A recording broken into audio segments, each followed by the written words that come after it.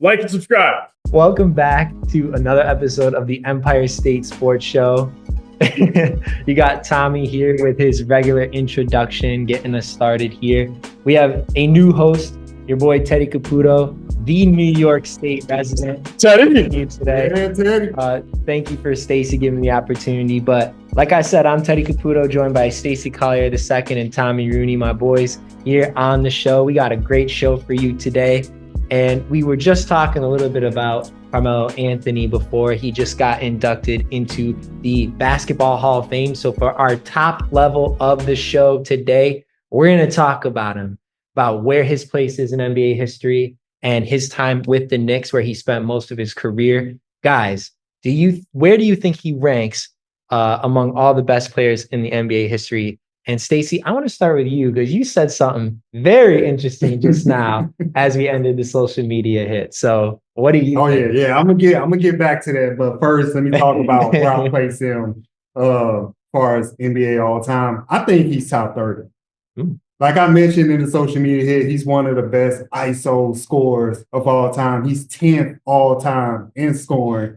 He's a multiple time All-Star. I mean, say what you want on the defensive end, but Melo is one of the most unstoppable players when he's hot. Yeah. He was, in my opinion, rivaling LeBron James. They came in the league at the same time. LeBron obviously has won, in separation of that argument, but Melo had the same ability as LeBron. He was just not as consistent as LeBron has been. Mm-hmm. Melo can rebound. Melo can pass the ball. He can obviously score. The thing that's always going to bring him down as far as argument is he doesn't have a ring. Yeah. And I don't think that's necessarily his fault.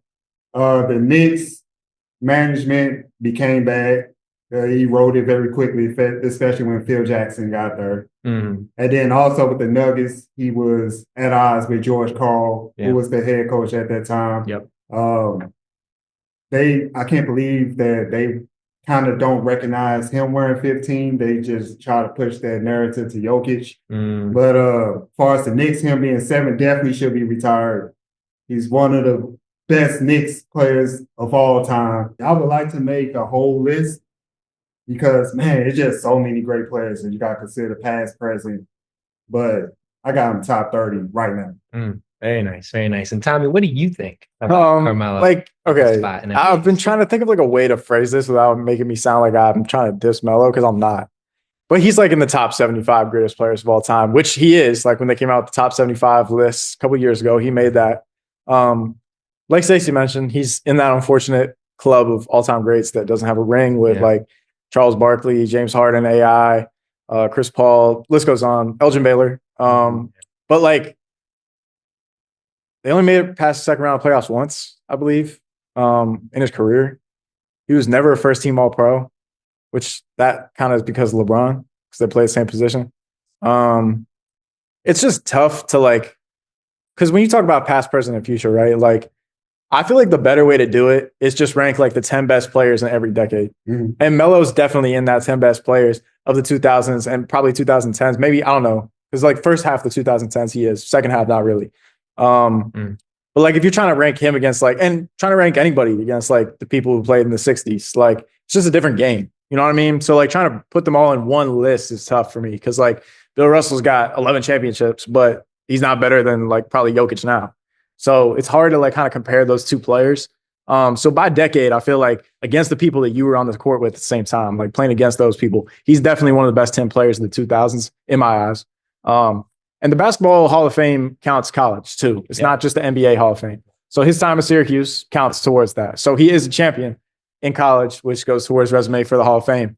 And he had one of the best one and done seasons of all time, maybe the best. And Syracuse fans will never forget him for that.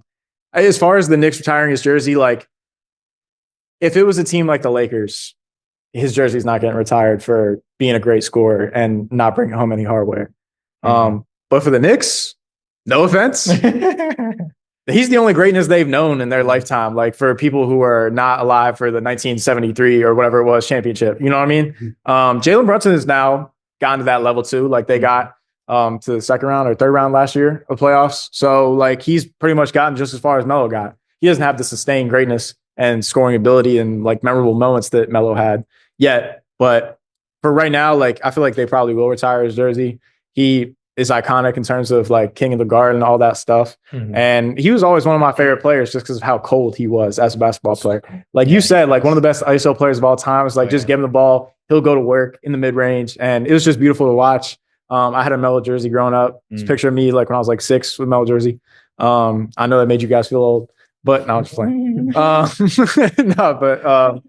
Like I feel like he definitely should get his flowers, and the Basketball Hall of Fame also has a much lower threshold to get in than Football Hall of Fame, Baseball Hall of Fame, which that's not his fault, but he definitely should be in.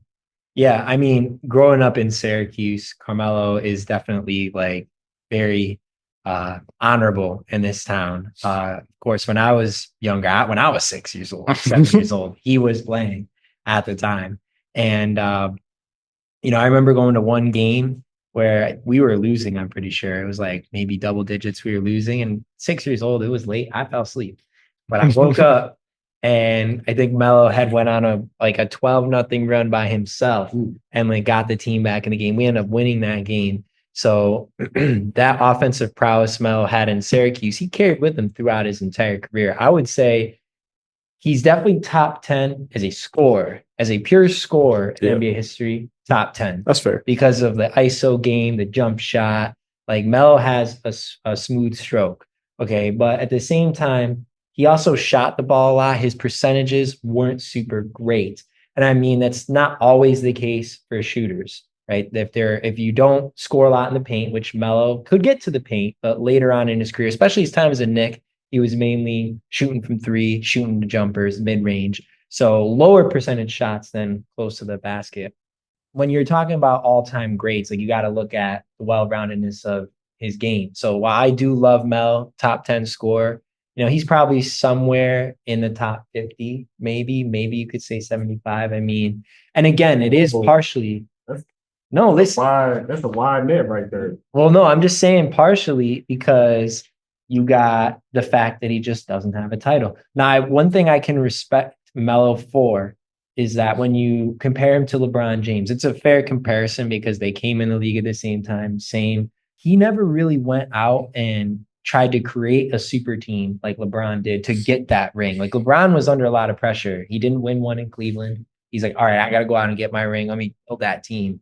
And he did. And I think that helped LeBron's career because like just mentally, because he's like, okay, now I got a ring. Now I can just like let loose. And now he's won a couple other rings with good teams, but maybe less super team-ish. Where Melo never really had a super team around him. He never had somebody like Dwayne Wade on his team and Chris Bosh on his team at the same time. Had some role guys, AI later in his career as a Nugget, but nobody really like super dominant. And plus, you had already mentioned some of the issues he had at both of the organizations. So it's a bummer because I think Melo, if he had some of those guys, especially like defensive guys, I feel like a lot of the teams that he was on struggled defensively in the playoffs.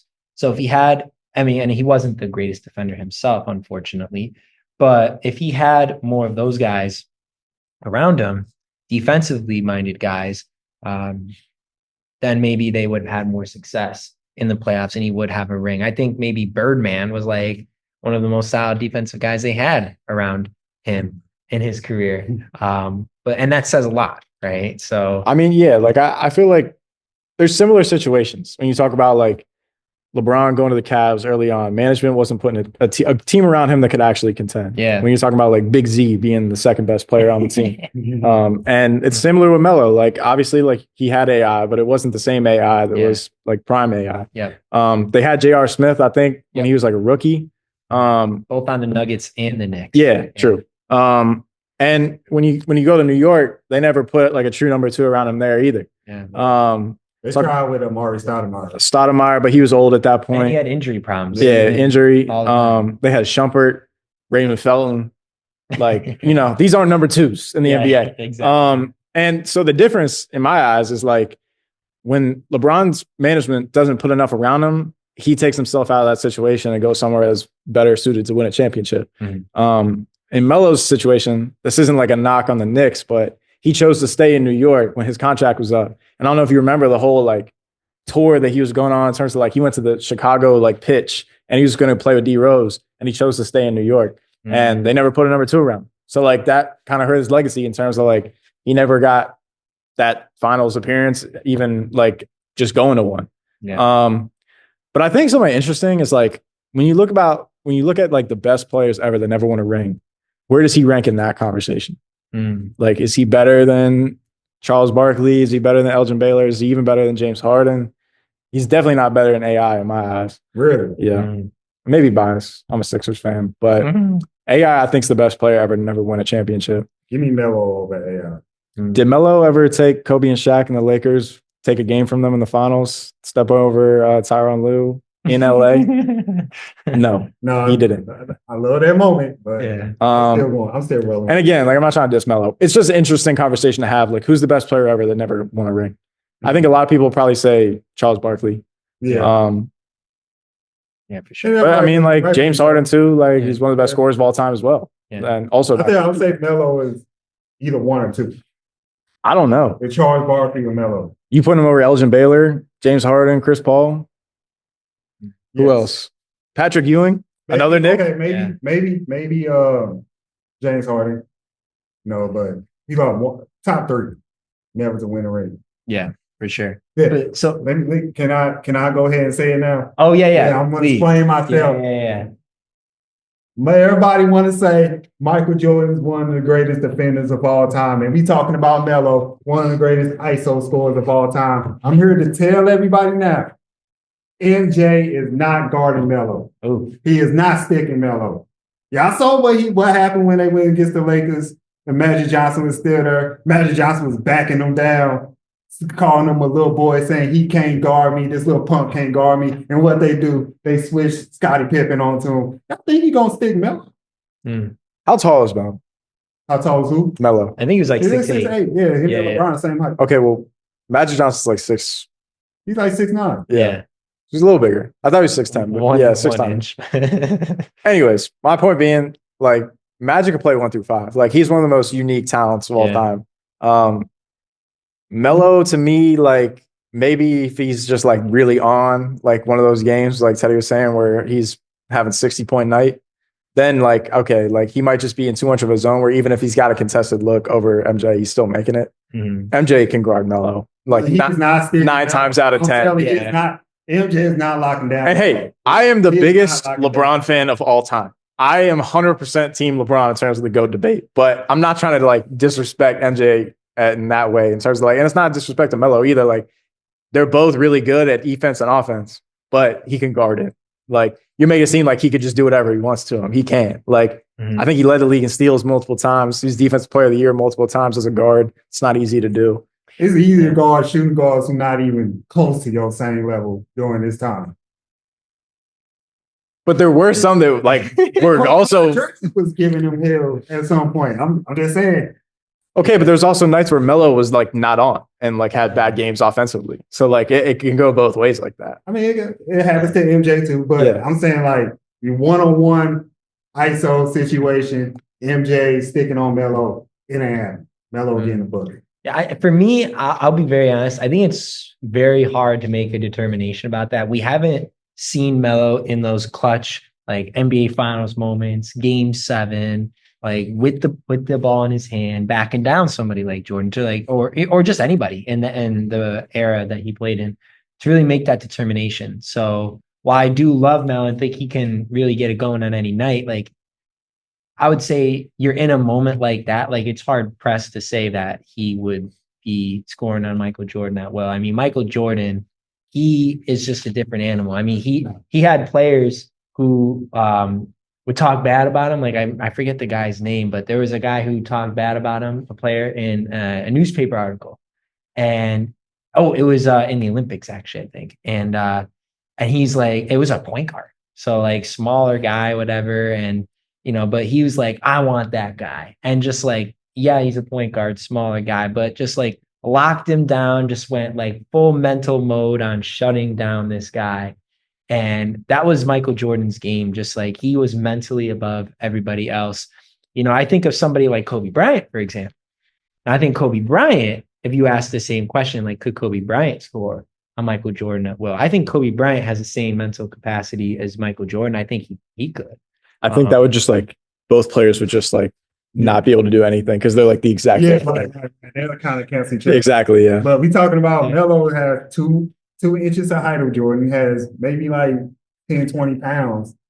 I think Melo would have to stick to the fadeaway game. Like if he's doing like the so you fadeaway, he can't post up Jordan. No, he could post him up, but like it wouldn't be like making moves around the basket to like spin, go up for a layup. I think if Melo's doing the post up and then he like steps back fadeaway, that's going to be pretty hard to guard. Melo's a high percentage in that regard. LeBron's a lot more of a physical specimen than Melo. Like when you're talking about like they're a similar player, they are similar players, but like there's similarities that they have, but then LeBron also has like 5 other things that Melo doesn't have. And one of them is like elite athleticism. So, I would agree with that. And like elite strength too. Mm-hmm. Like he could definitely back Jordan down in the post. Melo is like thicker, not necessarily as muscly. So like he might be able to back him down and score like 50% of the time. So I just don't like, it'd be fun to watch. Maybe you should do it in 2K, but like, I just don't think it's like respectful to how good of a defensive player. I've seen games where Melo just enforces his will on his opponents. Like y'all heard the audio every time he get a rebound and what he says, I gotta get out of here. Yeah. And like I would say like versus LeBron, he has those abilities. He's almost with LeBron as far as like talent and ability, but LeBron just done it better. That's how I sum up that argument between the two. That concludes the top level. We move on to the middle level of the show. We move to the diamond, focusing on the New York Mets, who obviously acquired Juan Soto over the offseason. They're also trying to bolster their pitching rotation. One of their starters, one of their aces, Sean Manaea, he has an injured oblique and he's out. He's been out for an extended amount of time, and they actually have extended his timeline to be out of the lineup for another 2 weeks because there's been a setback in his rehab. So maybe he comes back in 2 weeks. Maybe it's longer, guys. So with his absence, there's a void in their pitching lineup. Should they make a move and go out and get another pitcher? Apparently, Sandy Alcantara for the Marlins is out there. Should they go and get him? What do you guys think? Tommy, I'll start with you. Well, I'll defer to Juan Soto. He spoke on this publicly, which is kind of insane to me that happened. I'll quote him here saying, "I know we have great pitching here, but adding a Cy Young winner like that would be huge." That's pretty insane to just like publicly recruit a player in the middle of the season that's on another team right now. Mm-hmm. But he's not wrong. Like he would help them out a lot. Obviously he's coming off Tommy John, which like may make his price to get him a little bit better. But he still has it. Obviously they have a long time to be able to do this. Trade deadline's not for like till the end of July. So like maybe they see how things work out for a few, weeks, months, maybe even. They're one of the most like teams in the league they're willing to spend. So like I wouldn't be surprised if they make a move for Alcantara or somebody else even. But like having Juan Soto recruit a player in the middle of the season is crazy to me. Like you would never see that in other sports. Yeah, no, for sure. And what do you think, Stacey? Oh, this is a no-brainer. They should get on the phone right now with the Miami Marlins and see what the price is. This is a pitcher, Alcantara, who was considered an ace for the Marlins. Unfortunately, the Marlins are just so bad. They just ruined his win-loss record. They ruined his ERA. Right now, his ERA is sitting at 3.72, which is a bit high for a pitcher that has ace-like qualities. But with the Mets, I think that he'll maximize his talent. I mean, there's going to be pressure because the Mets have the pressure to go to the World Series. But when you have Juan Soto asking for a pitcher, that just makes all the more reason to go after a guy that the Miami Marlins will be willing to trade away. We've seen this time and time again. Sure. What bothers me about this team, I know we ain't talking about them. They keep getting rid of their top talent. Yeah, like Giancarlo Stanton. Giancarlo Stanton. Chisholm, Luis Arias. And now Alcantara is going to be on his way. I think the Marlins going to try to tax him, ask for a little bit more just because they're in the same division. But absolutely, this is a move the Mets need to make. And I think you said this probably be the thing that hold them back from reaching the World Series or let alone win is their lack of star pitching. Yeah, no, for sure. And just a note about the Marlins too. They've just been making a lot of moves with their rotation anyways. They traded Jesus Luzardo to the Phillies this offseason. So it seems like they're clearing house of their pitching for some reason. Marlins are one of the same boat as Pirates. Their owner's just cool with owning an MLB team and doesn't care if they're like good or not. Don't have to put the fish tank into the stadium. Which is cool. Yeah. That is cool. And I don't hate that at all. One thing about Juan Soto pick before I give my opinion, like you're paying the guy over $800 million. I think the deals we discuss is $840 million in its lifetime value over 15 years. If he's making a statement, you're paying that guy that much money. Like you probably should go out and get the pitcher that he's talking about. Plus, like, he's making that much money. He feels like his voice matters. So if they don't go out there and get the guy, he's going to be, I feel like he'll be slighted. Or he'll feel if he's being slighted because his opinion doesn't matter. You care about me being on the team enough to pay me that much money. Yeah. Why not listen to me and go and get this pitcher when he can give us a really good chance to win? So I do think that the Mets will probably respond and they'll listen. There are some other guys out there as well, but you mentioned the Pittsburgh Pirates. You mentioned the organization being. Do not say what you're about to say, bro. Oh, I'm about to say it, man.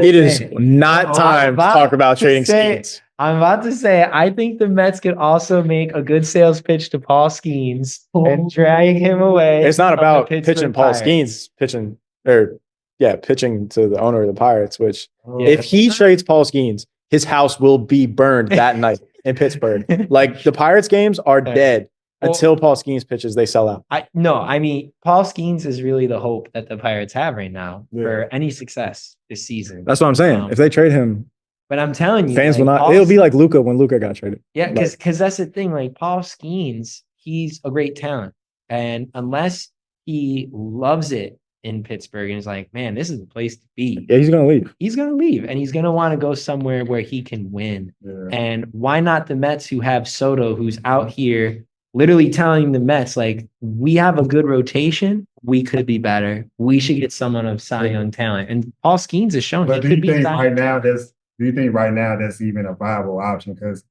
the Pirates are not letting off Paul Skeens to that contract.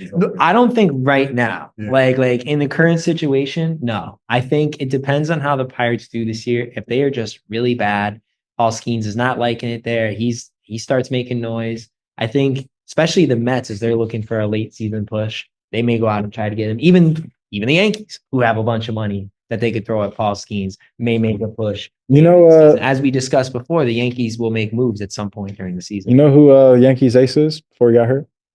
Garrett Cole. You know where Garrett Cole got drafted to? Pirates. Yeah. If you look at the opening day pitchers across Major League Baseball, like 4 or 5 of them used to be on the Pirates, and we just let them go. Like Jameson Italian, like multiple other guys that I can't remember off the top of my head. But I'm just like looking at the opening day roster. I'm like, we could have like 4 opening day pitchers on the Pirates right now. Yeah. So with that is the middle level, our last level of the show. We're looking now to the football field. The New York Giants, we talked about them last week. We're getting closer to the NFL draft with each passing week.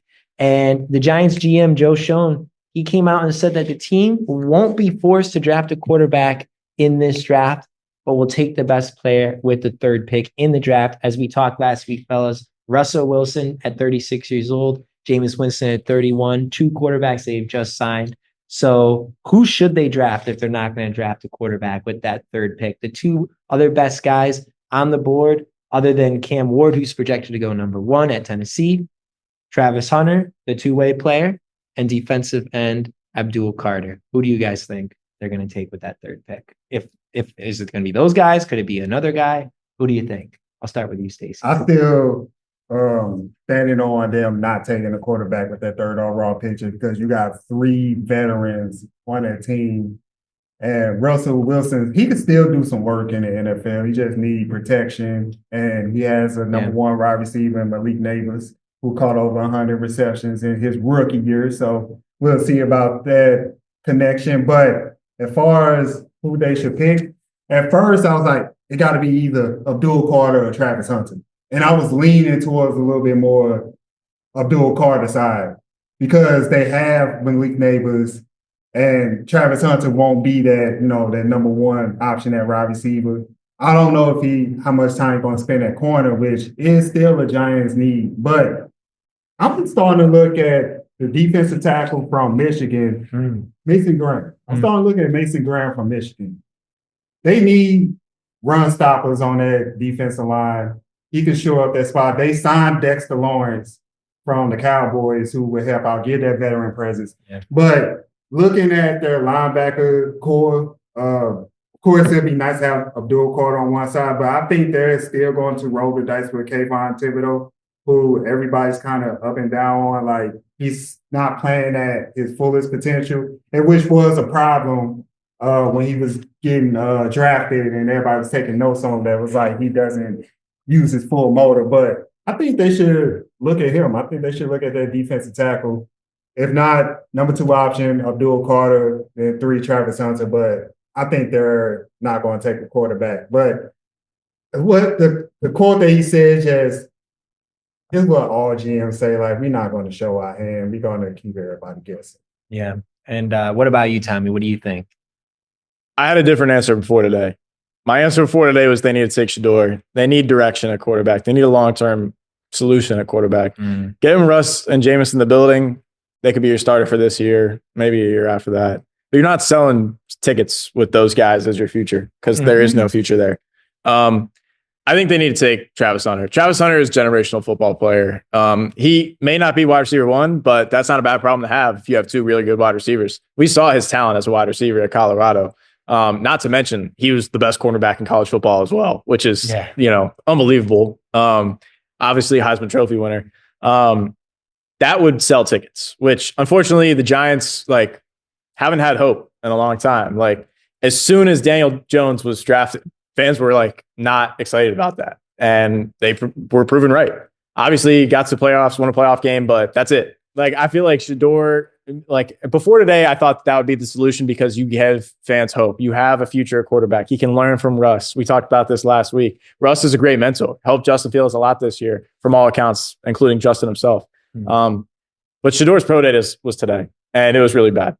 This is the pro days are the most controlled environment a quarterback could have. You're in most likely an indoor facility most of the time. You're with your wide receivers. You're feeling good. You've been working out for weeks. Everything is perfect. There's no pressure. There's no stress. There's no fans. There's no nothing. And he was underthrowing routes, and the timing wasn't there. I just wasn't impressed. And not to mention, he already has had some detractors recently. There are some people thinking he may drop all the way to 10, maybe 15. And then there's still people also who thinks the Browns are going to take him at 2. So there's a wide spectrum of draft grades on him, which usually isn't a good thing. Last year, it was, okay, Caleb and JD are both for sure hits at quarterback. And this year, it's not the same thing. Even Cam Ward, I still think he's going to go 1 to Tennessee because Will Levis isn't the guy and they need a quarterback as well. But I don't really love Cam Ward either. Yeah. So it's just not a great class. Could be similar to the Kenny Pickett, Malik Willis year. I don't think it's that bad.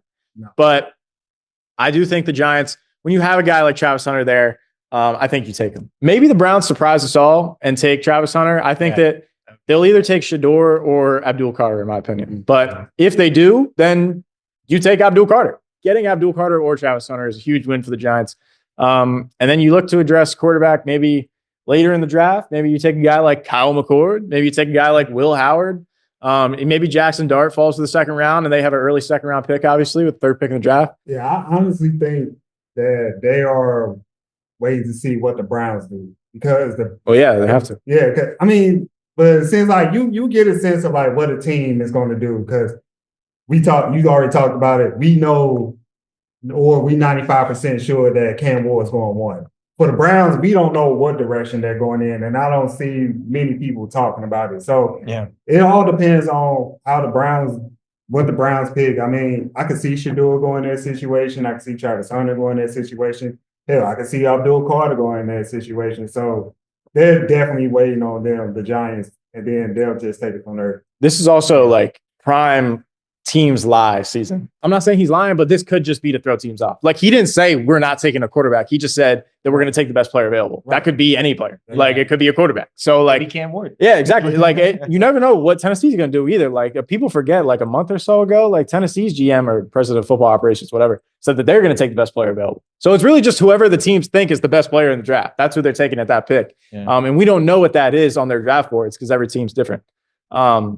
If maybe the Titans surprise us and they take Abdul Carter 1, and then or Travis Hunter, and then Cam Ward's there at 2, and the Browns are like, oh well, we thought he was going to be gone. We were like not really high on Shador, but now Cam's Ward here. Maybe we take Cam Ward, but maybe they're like too ready, like prepared that they're not taking a quarterback. So then they take Travis Hunter, and then both of the 2 skill position guys are gone, and the Giants take Cam Ward. Like, you never know. Apparently, the Syracuse game here, the Giants had like 5 or 6 scouts just to watch Cam Ward at the Syracuse game.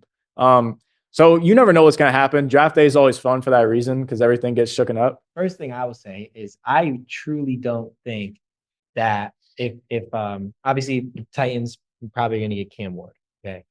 With the number 2 pick, I don't see the Browns not picking Abdul Carter. I mean, they just brought back Myles Garrett, right? It is uncertain what the Browns are going to do. They haven't been very vocal. But they just brought Myles Garrett back after everyone thought he was gone. Right. And you got to solidify that, the edge.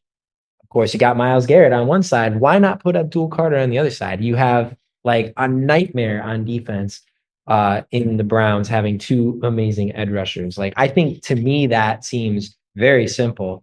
Plus, like the draft class on quarterbacks isn't super hot in terms of just like marketability. I mean, you know, Shador obviously a name, but like you said, his pro day was kind of awful. And, you know, so nobody that really stands out that high that maybe they want to gamble and take a quarterback, especially when Deshaun Watson, all that stuff.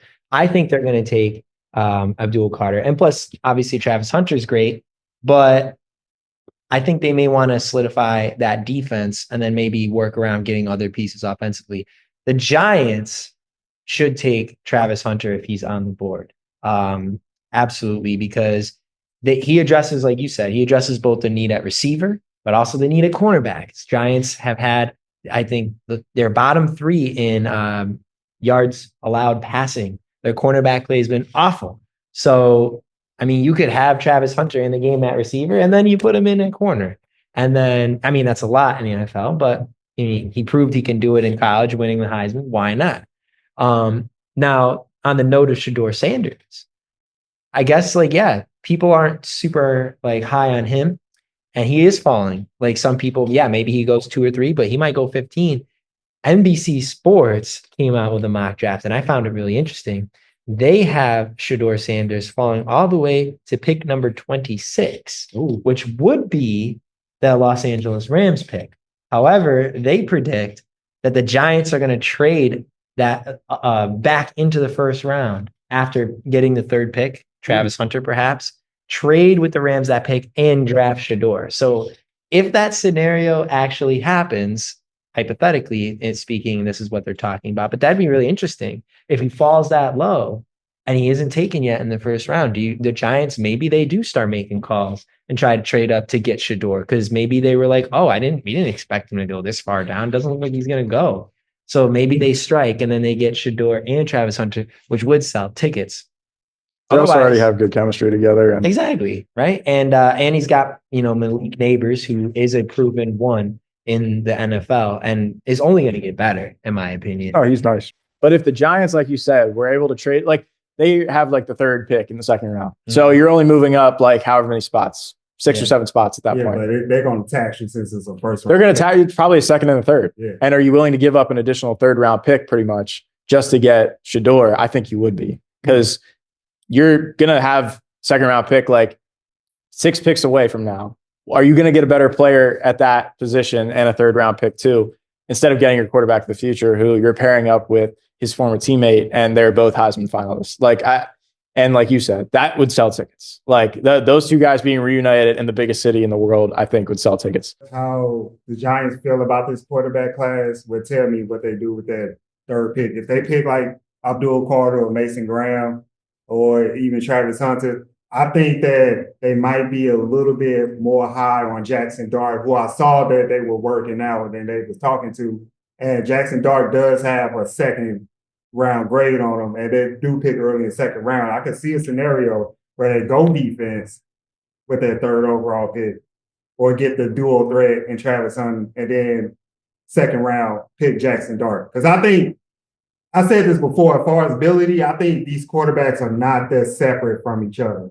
I think Cam Ward, I think Shedeur Sanders for sure, and Cam Ward, they have that brand kind of behind them, and Jackson Dart really don't have that. Yep. It's hard to market a quarterback from Ole Miss. Yeah. Down nowadays, outside of Eli Manning. But, you know. It would have been hard to market a quarterback from Colorado, too, until Deion came.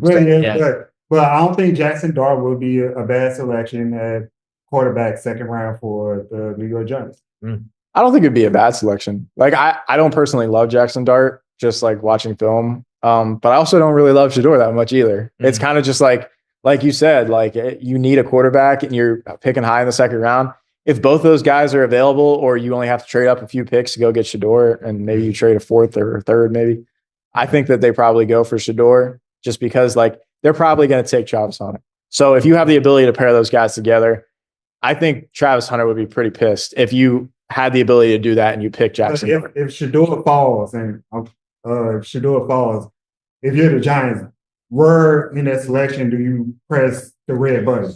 Because like we heard things about the Raiders were interested in taking Shedeur. I mean, the Raiders are like what, 8, I think. So no, I think they're like 5th. I think they're 6. 6? Okay. Well, 6. Like they're probably not going to trade back. They can't physically trade up that much higher again, because then they'd have to give up like a third, a second, and a fourth too. So like, I think that if he falls to like, when you start getting to like the 20s, like the teams who are in the playoffs, all those teams have quarterbacks except for the Steelers. So like, once you get through, like when the playoff teams, like none of those teams are going to pick him. So then he's going to fall even more. So the only teams that really like have a chance that are in that zone of picking him are like the Steelers and maybe the Rams.